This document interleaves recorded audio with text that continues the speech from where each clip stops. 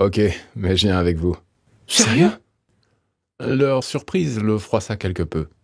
Bon, c'est vrai, ces derniers temps, il restait beaucoup à enchaîner les séries quand il ne travaillait pas sur son ordinateur.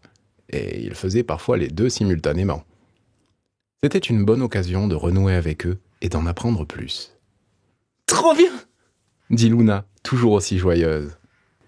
Ils sortirent donc ensemble dans le jardin. Timmy traîna un peu des pieds au début, mais quand il vit Luna se diriger vers la clôture, il la rejoignit. Une des planches était décrochée et reposée à côté. Faudra que je répare ça, un de ces quatre. En effet, Timmy avait fracassé la clôture 3 ans auparavant en fonçant dessus avec son mini-quad. Depuis tout ce temps, Hugo avait eu la flemme de la réparer proprement et juste posé quelques planches pour boucher le trou. Bien évidemment, les deux enfants n'auraient pu rêver mieux pour aller gambader un peu dans ce qu'ils appelaient notre forêt.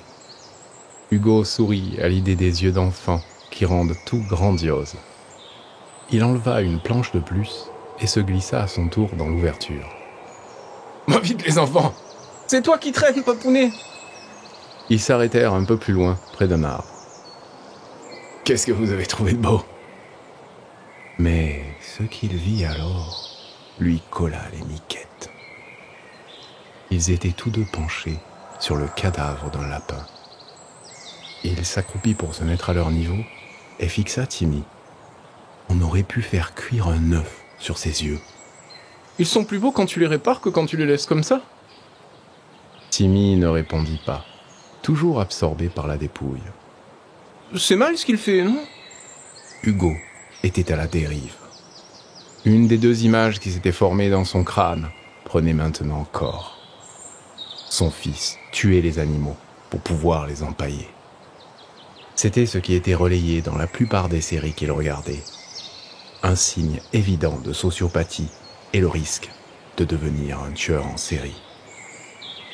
Après un long silence, où une tempête interne faisait rage, menaçant de briser sa coque crânienne et de le voir sombrer, il émergea.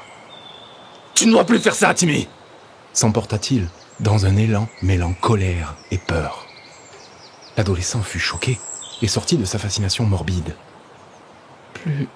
Plus Tim? Mais papa, je n'ai... Ça suffit! Tu me parlais d'un secret? Couvrir ses propres actions comme ça? Tu me déçois beaucoup, Timmy. Je ne veux plus que tu répares les animaux, comme tu dis, si tu dois toi-même les casser.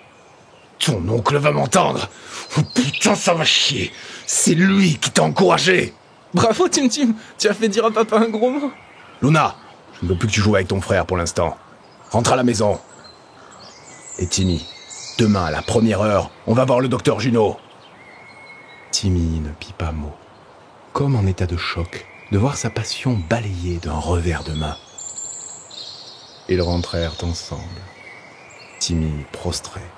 Hugo qui se faisait des films sur ce que diraient les voisins si elles apprenaient. Et Luna menant la marche, toujours bondissante. Était-ce la vérité? Avez-vous fait le bon choix? N'hésitez pas à partager votre ressenti et à explorer les autres possibilités.